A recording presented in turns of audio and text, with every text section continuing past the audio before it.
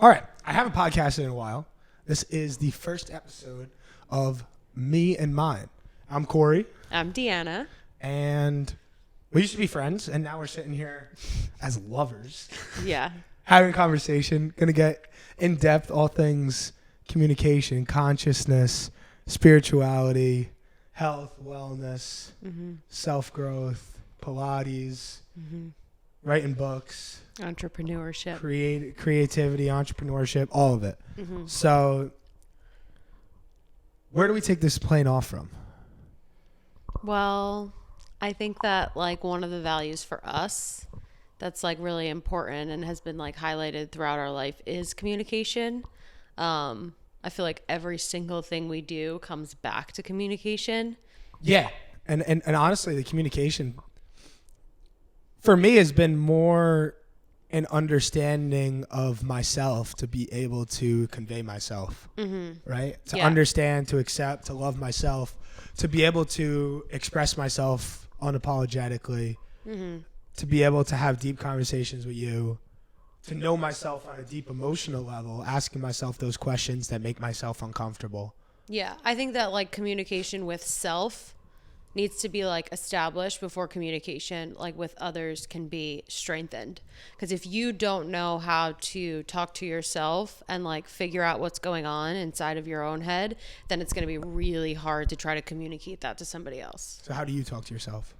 I think in the past I definitely had like more like negative self-talk where like the voice that was inside of my head was just kind of like controlling the whole narrative. Whereas now I like shifted the perspective of like, I'm the person listening to that voice. So it's kind of taken the control off of who's running the ship in a way, like, because that voice that was talking was running the ship. Whereas now I'm listening to that voice talking and I'm able to like react in like a more conscious state rather than just like letting those thoughts just kind of like fester and spiral. So when you say you're listening, what are you listening to? Like the voice. Okay, and like where does that voice come from? Well, it's me, but I think that the voice is like a little bit more ego based, and then like the person listening to that voice is me, like truly me. Authentically me, unbiased, no ego, just like the self. I like to look at it. I mean, ego is a good way to put it. Another text I was reading, they were putting it in terms of self with a big S and self with a little s. Yeah. So it's like that little s self is the one that speaks inside your mind, right? Right. But the big S self is the one that is you, that is all pervading, that understands, that speaks in truth, right? It's like the thinking mind thinks in untruth, thinks about desire, thinks about all these different things that aren't in alignment with like what reality really is. But then that true self thinks in alignment with reality, thinks realistically, has big dreams, but thinks realistically, has confidence in itself, right? Yeah. So there is a duality between those two different selves. I mean, I just made a video about it on my Instagram. Yeah. Like there's two of me. Right.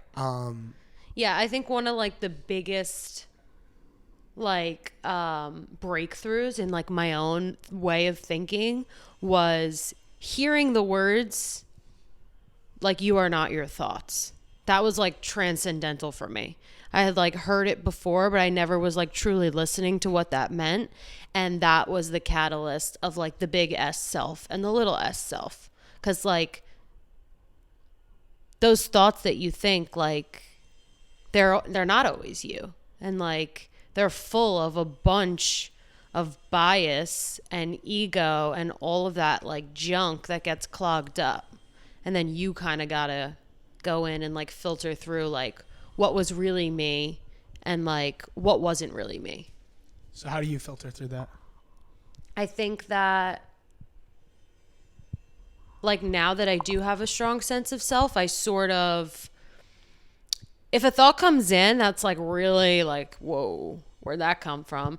It's I in my own head am like, okay, like, where did that come from? Like, maybe I'm feeling triggered right now. And then I like establish an emotion to the thought. So maybe the thought was insecure. Okay, the thought was insecure. Where do my insecurities lie in my life? And then I go through in my head, okay, I'm insecure about this. I'm insecure about that. And then I try to like kind of like put all the pieces together and like find the root. And then if I can't find the root, it just goes to the back burner. Because sometimes the root's not always visible. Does that make sense? Yeah, that makes sense. Honestly, like, how do you do it? I don't know if I filter. I guess filter is the right word. But I think it's more having discernment about which thoughts to listen to is a better way for me to think about it. Because the thoughts are going to come in regardless. Right. And I don't like all my thoughts. Right. I've got thoughts where I'm like, can this please just get the fuck out of my brain? Right. And I think everybody has that. Yeah. But it's a matter of listening to those thoughts, embracing, accepting those thoughts, and having discernment for which ones ring in truth for you. Yeah, definitely. So for me, like, some of those thoughts might come up and I'm, where is that coming from? Like, I don't even believe that about myself. Right. I don't believe that about other people. This isn't what I want. This isn't what I desire. Why is that thought coming up?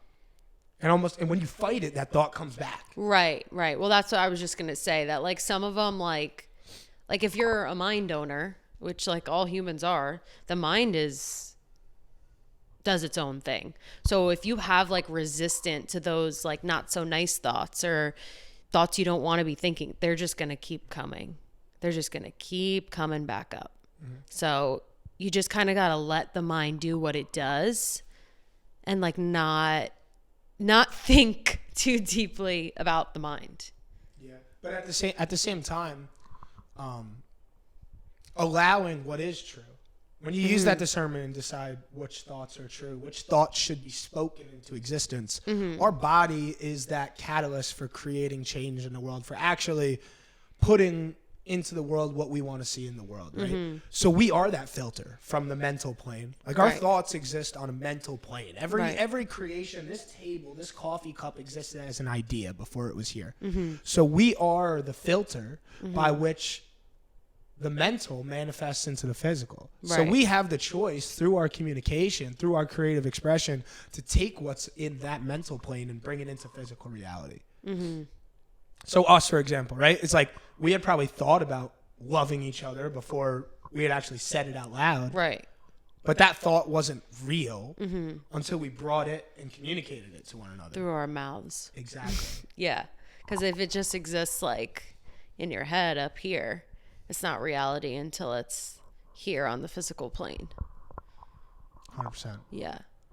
So it's like our role as creative beings, I see, is like co-creating with the creator, communicating what rings in truth, right? For me, I mean, I've showed you my journals. I've showed you the songs I write, and I've talked about how I feel like it's not me a lot of times. Right. Like, it's almost like I drop into that channel state because that feels like truth for me. Right. When I can just disappear, that little less self is just sitting by watching. It's that flow. Exactly. The flow state. The flow.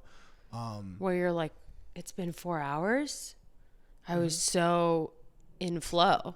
That's that. It almost takes you out of the mind, out of the body almost sometimes, and you're just like fully present. It's like a really interesting thing. But I think a lot of people, if you felt flow, you kind of chase the flow. But you don't always live in flow. It's like comes and goes. It's like sudden bursts of just peace, freedom. Yeah. And if you have a lot of things that you love to do, you find that a lot. Right. For me, at least, people have been commenting on my Instagram, even hit me up privately. Like, asking me, like, how do you do it? Like, whatever. Like, I'm struggling to stop smoking weed, or I'm your videos are, I'm making change for the better. Like, I saw your video on journaling. Like, how do you keep doing? It's like, honestly, like, I just love to do a lot of things. Yeah.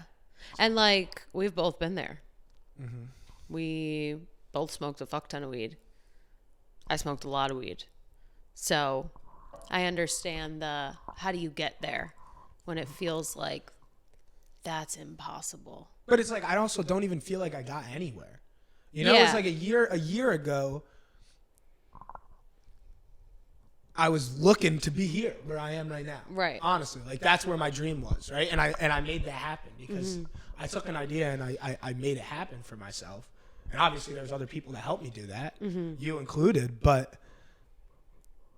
at the same time, I feel like I haven't really gotten anywhere. Like I'm still in the same spot. Yeah. Yeah, it definitely is like a tricky thing cuz like you do like grow as an individual. And like when you do look back on it, you're like, wow. Like I really have grown so much in a year, but then like at the same time, like I'm the same person in a way. Constantly evolving, constantly growing, but at the same time, There's like nowhere, like there's no, you graduated. It never stops. It just is constant, really. Once you like initiate that catalyst for growth, like it is just get on the ride it's because it's painful not not going to to. end. Yeah. Yeah, definitely. I was one of those people who like, I mean, I said out loud so many times, like, I don't believe in change. People don't change. You can't change. And like, I mean, I'm like night and day to who I was when I was saying those things. So it's just the mindset. It was that little switch. And then it was all the change. It was almost like overwhelming change. It was like, whoa, do I even know who I am anymore? And then you like kind of have an identity crisis. And then you find who you are. But then you still keep changing and growing and evolving because it is never ending. Would you say that you feel more of who you are than you were? Yeah. Yeah. Can you elaborate on that? I think like a lot of who I presented myself to be like was just a presentation. Like it wasn't who I really was. It was all for show and like a lot of bullshit, to be honest. Like I definitely played up the like party girl, always having fun, always making everybody laugh, like super strong, hard exterior, which you saw when we were like friends. And yeah, that wasn't like who I really was. I was like super sensitive and like cried when I was alone and things hurt my feelings and maybe I didn't want to go to that party tonight, but I did anyway. So it was definitely like a lot of bullshit that I was presenting, but it wasn't like who I truly was. But that all got like lost through the presentation because I was operating not from my authentic self for so long that when I tried to find my authentic self, I was almost like buried. And it was like, well, who am I? It feels like you're faking it in the beginning. Yeah. Yeah, definitely. Even sometimes now I'm like, I feel like hypocritical, you know, because my mindset has like shifted so much, even just in terms of like spirituality and like religion. Like I was a self-proclaimed atheist for like most of my life. And now I'm like, that person needs to talk to God. So it's quite the switch. Yeah. And it just does feel like, yes, that's who I really am. And I've embraced that now. But who I was is like completely contradicting to who I am now. So it's like a weird feeling. And you're still working through the idea of like being able to share that with a lot of people. Mm-hmm. I think there's a lot of fear there for you. Yeah, definitely a lot of fear there for me. So like what are those hesitations that you feel to actually sharing who you are with like a mass group of people? I mean, you just wrote a book that you're getting ready to release, so that's a lot of your thoughts packaged up into one thing. And like how are you planning on being able to, or not even planning, but like what are your thoughts and feelings around sharing. I think that writing my book and now sharing my book with people is like one just gigantic vulnerability exercise. Like the whole experience has just been like showing people a little bit of my brain. Good. Yeah, just like showing people like my inner thoughts and my creativity and my vulnerability is something that makes me deeply uncomfortable. And through writing the book, it's gotten easier to share. It's not easy. It's gotten easier. So I do feel like resistance still to like sharing who I truly am, like with the world. And I'm not quite sure exactly what it is. But yeah, it's like uncomfy. Like, I don't know. I feel like a very private person with my emotions. Like I don't even really like to share like my emotions like with my friends and family. You know, like I don't like to cry in front of you. I like to like do everything alone and like private. So I think the thought of like telling people my innermost thoughts is just absolutely fucking terrifying. But I'm working on it. It's getting a little better. You're doing a good job. Yeah. Because I mean, at least in the beginning when we started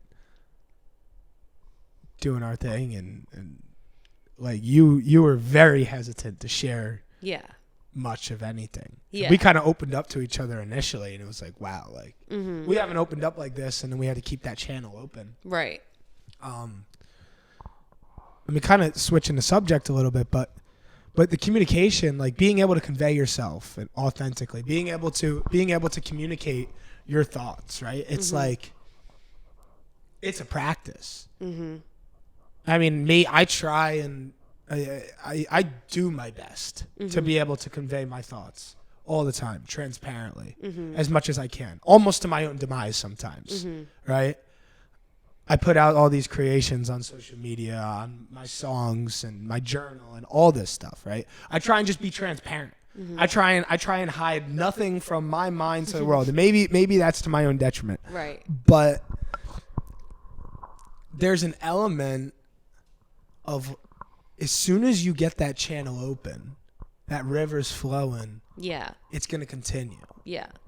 So for me, I've found the more I create in all these different facets, the more people that I communicate with, the more people that I get on a deep level with, the more deep conversations I have, the more times I tap into to God through prayer or through creativity, the easier it is the next time. And it doesn't matter in what way I'm doing it. It's just, I was posting and writing about checking in the other day. I think I posted that. That's what I posted today. But like checking in, and the more you check in, the easier it is to check in. Yeah, definitely. Yeah. I think like through opening up like with you, like in our relationship, has like opened the door to open up in other like facets of my life. So yeah, it's definitely like the more you do it, the more easy it gets. 20? Yeah, we're good. Yeah. It's like, it is a practice. It's a vulnerability practice. I mean, but how did like you are very comfortable sharing on the internet with people in real life. I mean, you hand people your journal and you're like, go ahead, read it. And that's like my worst nightmare. So how did you get so comfortable sharing with the world, with people? It's like an exercise. I'm not comfortable. That's the thing. So for me, it's like, I mean, it gets easier. Yeah. It's gotten easier. At first, I was apprehensive to post all these videos online and hand people my journal. And now it's like a little like thrill in my stomach. I hand somebody my journal. I'm like, oh, I wonder what they're going to open up to. Right. Like maybe they'll open up to me going in on God. Maybe they'll open up to me full channel. Maybe they like whatever they're opening up to. Right. And it's almost like a game for me.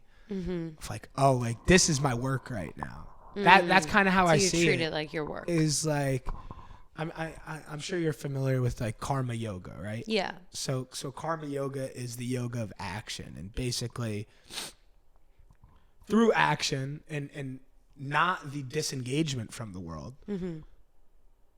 Through our action within the world, we can find our liberation. We can find our freedom. So taking that principle of karma yoga and almost putting it tenfold by giving myself these catalysts, Right. is how I've gotten comfortable. I mean, I used to be scared. There's still journals that haven't seen the light of day when I first started writing. Right. You haven't read everything that I've written. There's still thoughts that go in my notes app or my Notion that I don't put out there. There's the voice memos where God knows what would happen if I listened to those or. Yeah.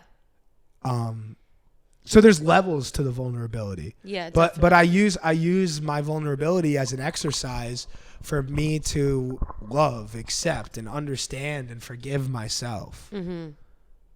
Yeah. That makes sense. So in a way, all these weird places that I'm going and hopping on planes and meeting random hippies from the internet and making all these videos and going to networking groups and putting myself outside my comfort zone and doing all this unconventional shit, running a marathon, going to jiu-jitsu. It's like, where is all this stuff coming from? Right. You know, it's like I'm a middle-class suburban white kid just doing all this weird shit all over. Yeah. Just to figure out myself, put myself through some struggle so I can go find these different life catalysts. Like, let me go jump in a freezing cold ocean and run 30 miles so I can figure something out about myself and like process some trauma from my past. Yeah, like uncover some stuff. Exactly. Yeah. So it's almost like a curiosity for me of like diving into myself through these different practices and through all these different things that I'm conveying and creating. Yeah, that makes sense. I think that there also is like an element of judgment. Like if you hand someone your journal, not only are you like exposing yourself, but it's like, are they going to judge me? Is this going to change what they think about me? So there's definitely that element of like judgment that plays a role in it. And like I say, I don't care what people think, but if I handed somebody my journal, I'm definitely going to care what they think. So you like explore those beliefs you have, you know, like, oh, I don't care what people think. Well, you know, would you hand someone your journal and not care? That's all it is. That's all vulnerability is. Vulnerability is whatever judgment somebody else is placing on you is judgment that you're placing on yourself. Because the world is a reflection. Right. The internal manifests in the external. The external manifests in the internal. Right? As above, so below. As so below, as above. So all these different judgments that people are placing on you or beliefs that you hold on yourself, whether they be on a conscious or unconscious level. Yeah. So me going out there and being vulnerable and all this stuff is so that I can see real time what judgments I'm holding on myself. If I maybe wasn't entirely comfortable or forgiving of myself when I wrote something, somebody else is going to recognize that and they're going to judge me for it. Right. That's why you look at videos on the internet and you say this is cringe. Well, that person watched that video back and probably said, oh my God, this is cringy. Yeah. Right? Yeah. And I also think that like I'm judgmental. Like I judge all the time. We all judge all the time. So like, because I'm such a hard judge of other people, I feel like people are going to hold the same like standard to me. And it doesn't feel so good when the roles are reversed. You know? Yeah. Because I can scroll on Instagram and I could be like, oh, that was cringy. But like, if I'm the one on that post, oh, and somebody says that about me, that does not feel good. I don't want to be cringe. Because you're scared of yourself more than anything else. Exactly. That's what it is. That's what I'm saying. Like with that reflection of like your judgments and their judgments, like it's all the same. It's you judging yourself. That's all it is. And then it gets shown back to you. Right. In the form of somebody else. Right, exactly. And because I'm such a tough judge on other people, it's really just because I'm such a tough judge on myself. Yeah. So how would you see yourself working through that? Is it more putting yourself out there and getting comfortable with it? Or do you think it's reconciling the judgment that you have for other people that would help you? I think it's more reconciling. I think it's also like reconciling like the judgment I have for myself. Like, I don't need to like hold myself to like this incredibly high standard of like perfection. Like, things can just be. And if it was cringe, it was cringe. Like, I think I need to understand that like it's okay to embarrass yourself. Because I hate being embarrassed. You do hate being embarrassed. I really do. But that's what it is. It's like working on like feeling embarrassed. You got to embarrass yourself. Yeah. I've been embarrassing myself since I've been... You have been. As young as I could be. Mm-hmm. Forever. Yeah. And it doesn't seem like it phases you. It used to. Yeah. Like, it used to faze me. I used to get embarrassed, I don't know, doing all the weird shit I was doing. Yeah. Making cartoons about a dude with a big nose and having boogers come out of it. People making fun of me and doing all the stuff I was doing. Like, I would get made fun of when I was younger for all of it. And it did bother me when I was younger. Yeah. And then at some point, I just realized I love doing this stuff. Yeah. It doesn't matter how weird it is. Yeah. We're all fucking weird. Yeah. And if you're not being weird, you're not being real. You're not being you. Yeah. If you're not being weird, you're not being you. So I almost feel bad for these people who are so normal all the time. Mm-hmm. Who put you in a fucking box, dude? Yeah. Like break out of the box, break out of the shell. There's somebody knocking on the door there, trying to get out. Yeah. And you're so stuck being normal. Yeah. Like, it's almost like too uptight.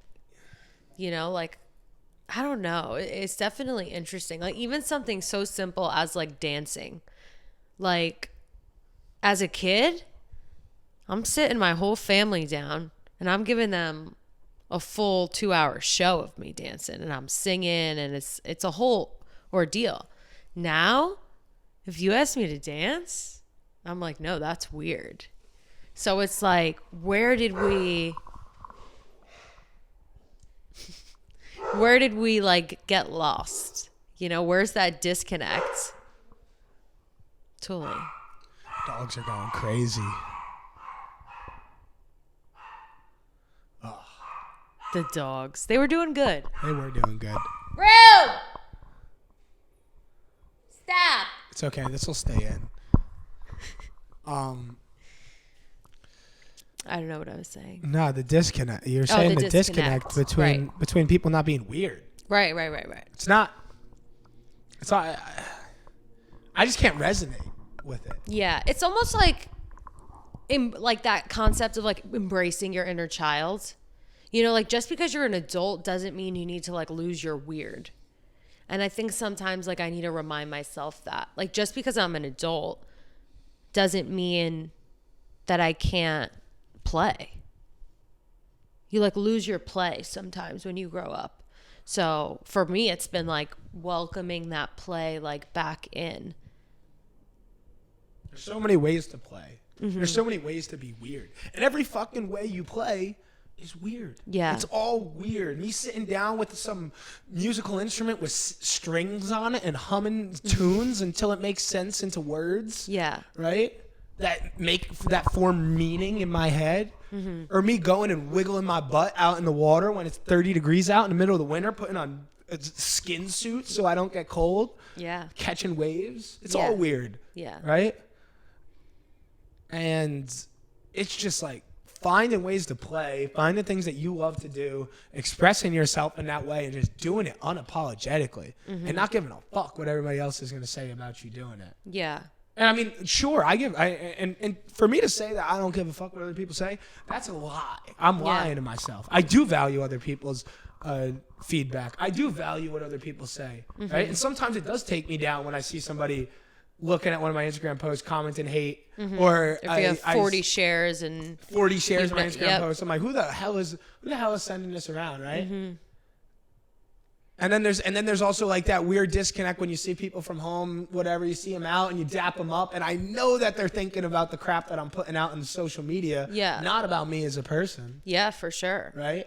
So like that part I value, but also I value the people that hit me up and say, hey, your post really helped me today. They give me a call and they tell me, they tell me how they've been watching all my videos and it's really been helping them find meaning in their life.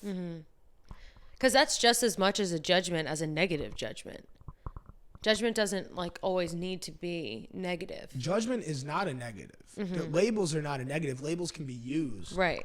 Think about the affirmations, right? Affirmations were powerful in me, in my spiritual journey, in my self-growth journey. Yeah. I'm sitting there, I can rattle off 100 affirmations if I wanted to. Right. Like I if you look at my old journal, it's just I am abundant, I am affluent, I am wealthy, I am healthy, I am pure, I am divine, I am one, I am unified, I'm intentional, I'm directional. Yeah. I'm conscious, I'm aware. All these labels I took and I put on myself because they help me. Right. Right? And there's a way to use these judgments about ourselves, use these labels, and alchemize them in a way that's going to let you show up as your best self in the world, your truest self in the world. Yeah. And then by like showing up as your true self in the world helps you cultivate like loving and meaningful relationships in your life. Through friends, through family, through a romantic partner. It doesn't really matter what relationship it is. It just helps you have truly meaningful connections with other people. And it's going to help cultivate them to step into their authentic self. By you helping yourself, it's an act of service to the world. Yeah, definitely. It uplifts everyone around you, and then they uplift everyone around them. It's just it's like a virus. Love. It's the virus of love. It is. It literally is. Right? If I can make a couple people smile today, if I can help a couple people have a better day and they share that love with a couple people, right? And those couple people go share that love with a couple people, my smile at 5 people as I'm running down the road turns into 1,000 people real quick. Right. Whereas your dirty look or your look full of judgment at 5 people on your run is probably going to spread more hate throughout the day. Well, I mean, I'm under the impression that I think love is amplified more than hate and fear is. Yeah, but I do think that carries. Yeah, no, it carries. It carries, but being the love that you want to see in the world, taking yourself into your own, holding yourself accountable and prioritizing yourself as the most important thing allows, like you said, your relationships to prosper, your financial and professional life to prosper, your physical health, your mental health, your spiritual health, your connection with God. All of it prospers when you take yourself and put yourself first. Yeah. And say, this is me. I love me. So I'm going to do everything for me. Right.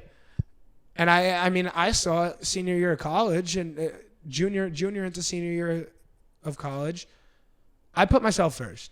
I started writing about myself. I started meditating every single day. I started practicing all these different Eastern practices, yoga, qigong, meditation, breath work. All of it. Yeah. Got to really know myself, got to really love myself. Yep. And then I see my relationships with my family deepen. I see myself have a deeper connection with my parents. I see me and you come together in love. Yeah. Yeah. And it all came together because I loved myself. Right. It's always going to come back to the self, because that like very mainstream, like, oh, love yourself. But like, what does that really mean? It means get to know yourself and then accept yourself exactly as you are. And I also think the whole love yourself thing gets misconstrued as well. Yeah. Because some people are under the impression that they they're not living in truth, and they use love themselves as an excuse Yeah. to not live in their truth. Right. Oh, I love myself, so I'm going to do this. I love myself, so I'm going to be overweight and party every weekend and do this. Do you? Yeah. You know what I'm saying? Yeah. And if it does feel in alignment for you and there's no resistance to it, go ahead, do it.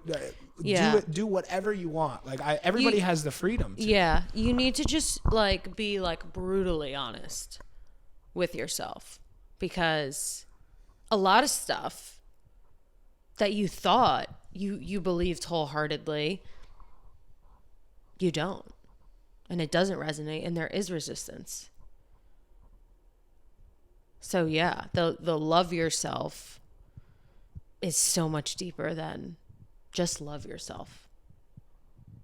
Because I feel as though once you truly love yourself, you can truly love other people. Like, or else it's just like almost superficial, or not superficial, conditional. It's like a conditional kind of love. Whereas like when you just fully love yourself truly, you can love unconditionally. And then that love becomes deeper with your friends, with your family, with your romantic partner. Yeah, because the conditional love puts you at the mercy of the world. Puts your love at the mercy of your circumstances in the world, right? Like I called you the other day and I was feeling down for whatever reason the other day. I don't even exactly know why. It's like trying to fill a void in myself, judging myself, fucking waking up and eating fudge in the morning and smoking a cigarette in the middle of the day. Yeah. Fucking not feeling very, very confident in the work that I was doing. Feeling out of alignment. Didn't do my qigong practice in the morning. Off. I was off. I went to jujitsu, got choked out a couple times. Went home, smoked some pot. Yeah. And I woke up the next day. It was like, thank you. Sometimes you gotta go when you go underwater. You gotta find the ground to kick yourself back up. You know what I'm saying? Yeah, It's definitely. It's not always gonna be. You don't always have a good day. No. But that's the whole point. Not every day is a good day. But you come back every single day. The sun rises every single day, and you get to choose how you want to show up that day. And it's not always at 100%. But that's just being a human.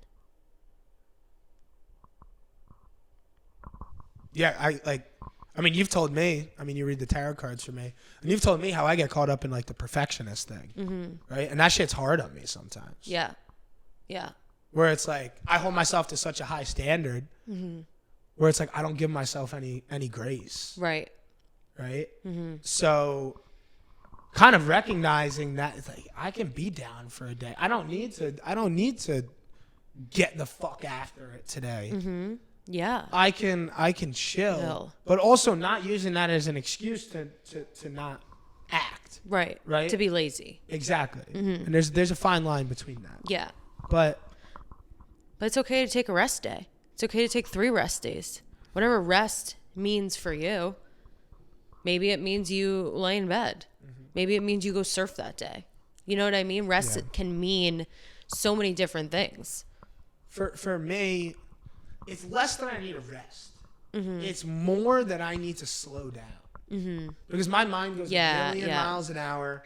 It's not about, oh, I need a day off of work or I need a day to do this and that, right? It's more about, hey, take a deep breath. Slow down. Taste each bite of your food. When you wash your body, don't think about what you're going to do when you get out of the shower. Just be in the shower. Put your feet in the grass. Be present. Move slower. Exactly. Think about the words that are coming out of your mouth when you're on your phone, on the phone, on meetings with clients. Right. Don't run in circles, talk in circles. Just like almost like take my own lessons into my own head and just like fucking do it. Because sometimes I talk about it. Sometimes I talk to myself about it and then I forget. Yeah, of course. I mean, we're not like robots, you know? Like you can't program us to think, feel, and act and then expect it to be that way every day. Well, that's a whole other podcast. Is I was just gonna programming say us programming. to think, feel, and act. Yeah, maybe. That's a whole other podcast. Yeah, that's true. But Also, we're not robots. Also, like, unconditional love is a huge topic that we can definitely dive into. Mm-hmm. But I mean, overall, I mean, I think what we're talking about today is just like being able to.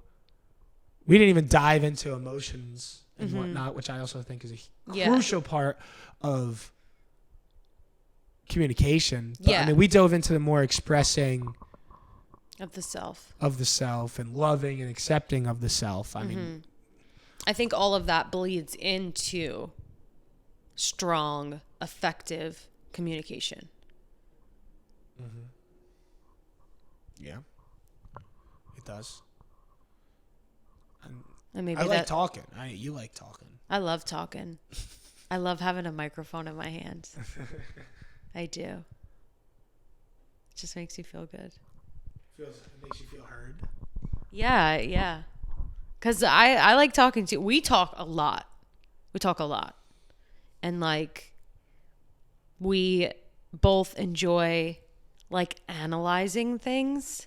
So, yeah. I think like a lot of this sort of podcast is just what we normally talk about, just with a microphone. I agree. That's why it's gonna feel good. It's gonna feel in alignment. Yeah, like this feels very authentic for both of us, I would say. Yeah, and then by the time this is rolling out, we should have a couple episodes recorded. I'm thinking probably about 5 or 6 episodes recorded. Yep. Hopefully get about a month ahead. The idea is to be releasing these on a weekly basis. I'll be rolling out short form clips on our personals. Yep. Cory Englehardt is my personal on everything, I believe. And then you have a couple different handles. I have a couple different handles. We'll put them in the thing. Yeah. But this is gonna go up on my YouTube channel, and yeah, I like talking to you. I like talking to you. So that's all I got. That's it. Do you have anything else? No, I'll see you next week. I guess I'll see you next week. We've got like 2 weeks till we see each other. We should let us know in the if you made it this far, let us know in the comments if we should start kissing in the middle of the podcast. Just midway through, make out. out. Yeah, put the microphone down. Okay, let us know if you want to see that. All right. We're just joking. We're not actually going to do that. Don't click off. Oh, that's good. Good?